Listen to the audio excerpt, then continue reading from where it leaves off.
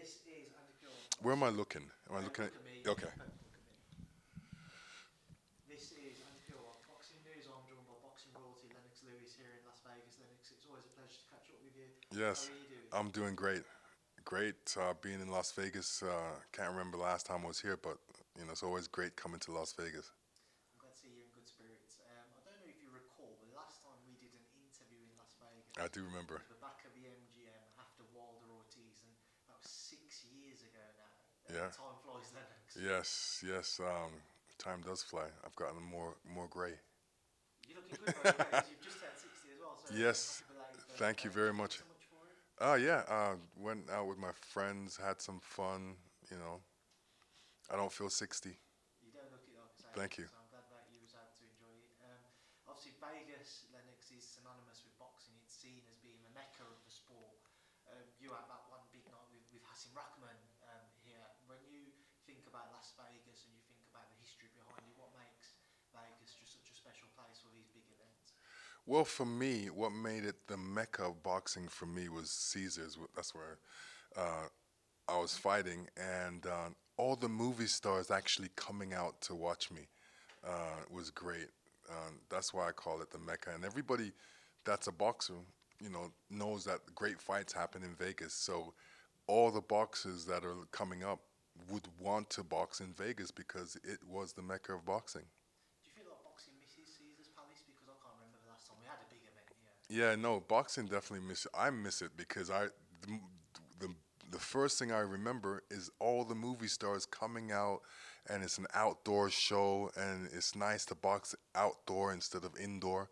So that's what made it nice for me.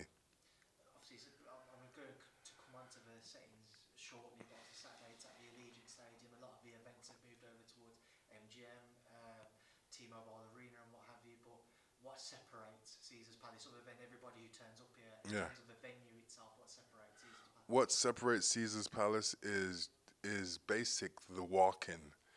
When you're walking in, you're not walking in by yourself. Everybody's dressed up in suits. The girls are dressed in nice dresses.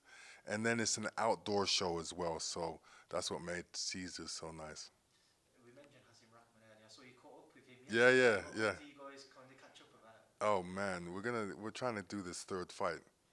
I'm feeling sorry for you. What do you mean? I'm glad that you look at that as a joke though, because it was.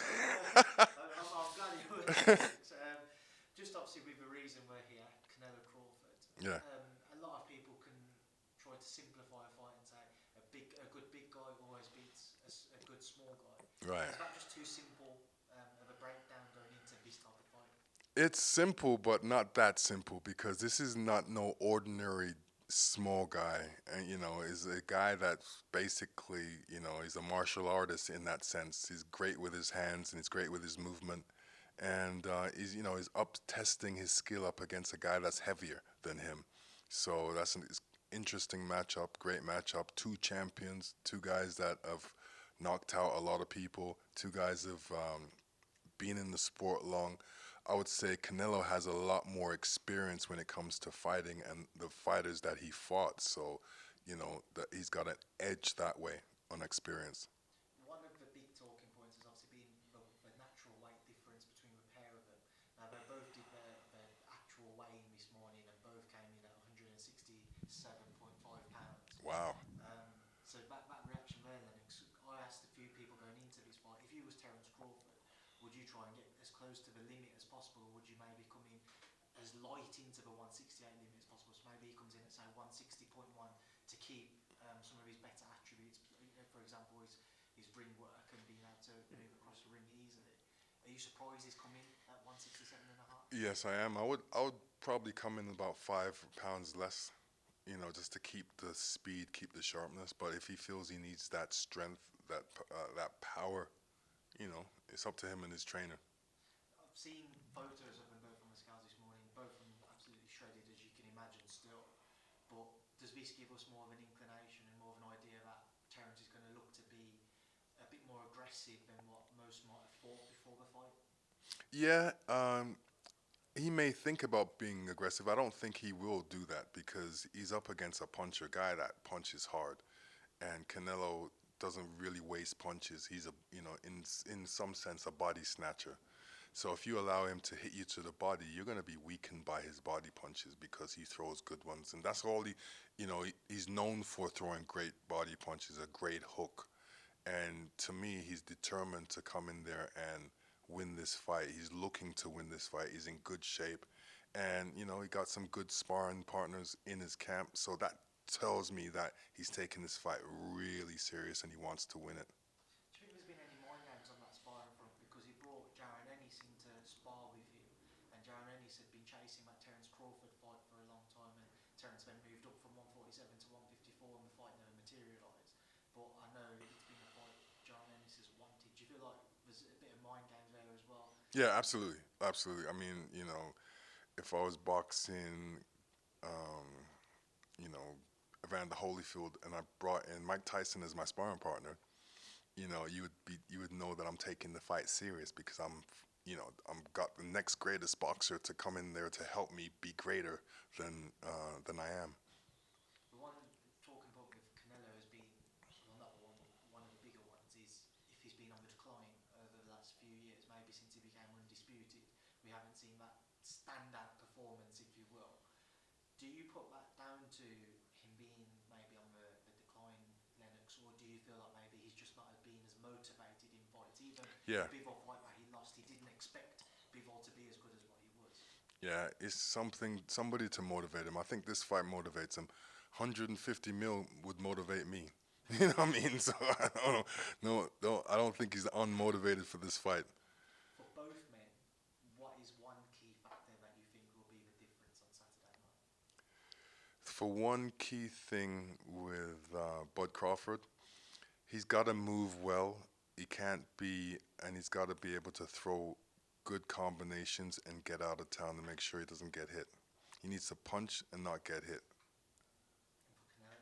For Canelo, he needs to go after him and, get him into some exchanges and, you know, put his combinations together and throw his power punch, especially that left hand to the body. He throws that tremendously.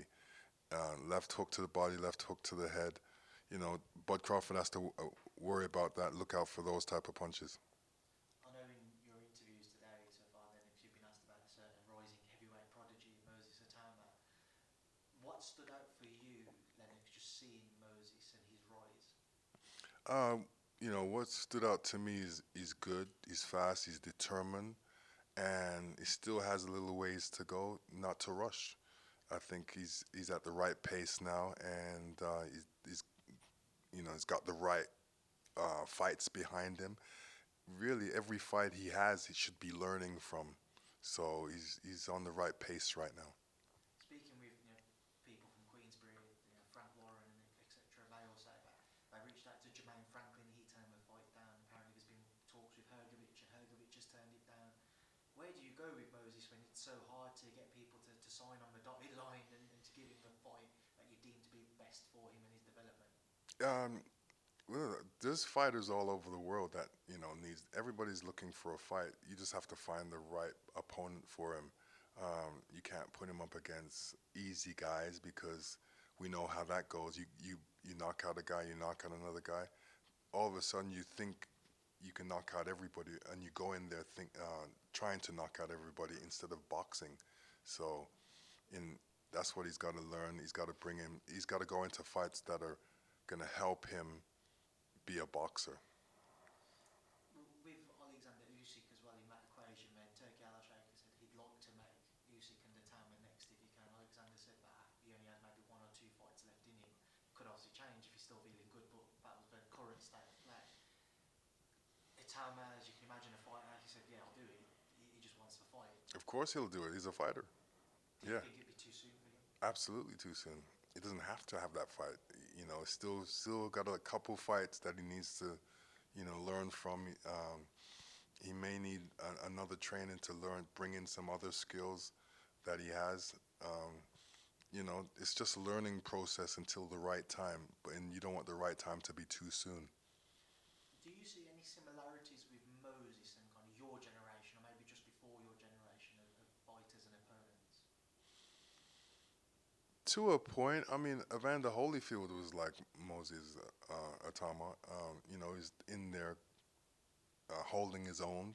Not a true big heavyweight, but he was able to beat a lot of the big guys because he had good movement, good hand, good defense, and good hand speed.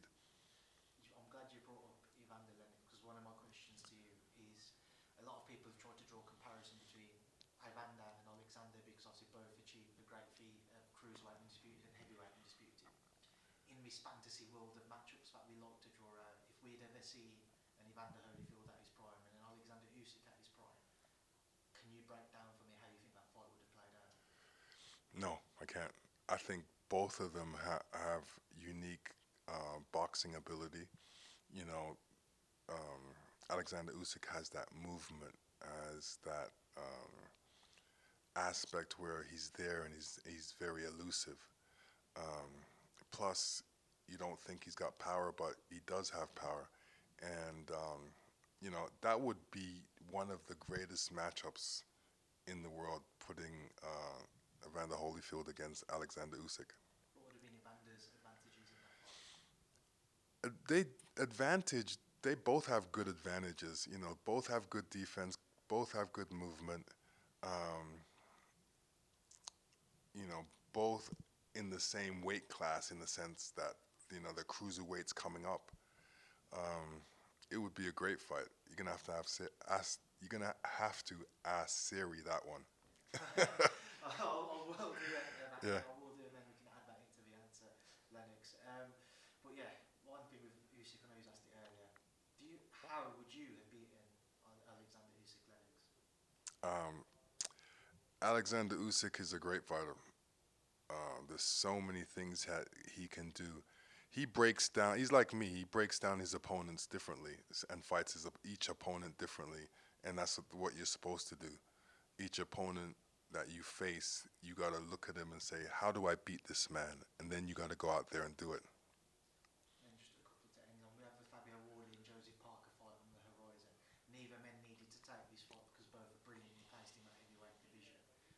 Firstly, how much credit do they deserve to still risk it all in a high risk fight? And secondly, how can you see that one unfolding? Gonna be a great fight. Oddly enough, Oddly throws good punches. Some of the fights that he boxed, I didn't think he would do so well, but he did. He knocked the guys them out, and right now he's on an up path. I think this is a great fight for him. Um, I think Joseph Parker has a lot of experience, a little bit more experience than Oddly, and but it's going to be a great fight for the public. And then also, I know you asked earlier about the AJ and Tyson Fury rivalry, AJ calling Tyson out recently over Instagram. The regret both men might feel in their careers if they don't ever share a ring. Do you think that will be quite big for them, or do you think they'll be able to live with it? I think they'd be able to live with it. I think it'd be disappointing for the British fans. I think that fight should have happened a long time ago. I think if there's a possibility to happen again, it should happen. But it's really up to both men. Is the interest for you personally still there to see that fight? Yeah, of course. I mean, it's a fight that never happened. Everybody wants to see that fight. Who would win out of Tyson Fury and Anthony Joshua? Can you answer that question?